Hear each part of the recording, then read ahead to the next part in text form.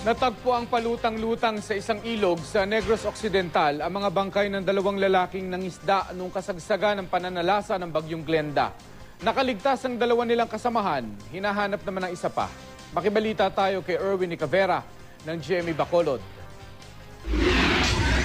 Pinagtulungang kunin ng mga residente, rescuer at mga pulis ang bangkay ng dalawang lalaki mula sa Antolanga River sa Isabela, Negros Occidental. Natagpo ang palutang-lutang kahapon sa ilog sina Michael Ken Pueda, 17 anyos at Ronel Miraflores, 19 anyos. Miyerkules pa raw nang nangisda ang mga biktima kasama ang tatlo pa nilang kaibigan. Naanod sila ng malakas na agos ng tubig sa ilog sa kasagsagan ng masamang panahon. Dalawa sa kanila ang swerteng nakaligtas. Ang isang 15 anyos naman nilang kasamahan, hindi pa rin nakikita. Ang angle droning pero basi para makasigurado to sa investigasyon amo tong gipakanda-kanta lang na lang postmortem examination. Ayon sa pamilya ng biktima, hindi raw talaga mangingisda ang mga ito. Katuwaan lamang daw ang panghuhuli nila ng isda noon.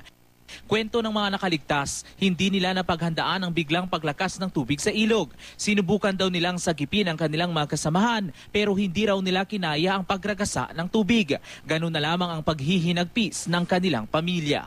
Sa mo subuko diya katama Nadula sa amon na muna. Ano to, lalo mimo iti aral na sa. Erwin Nicavera, Nagbabalita, Pilipinas.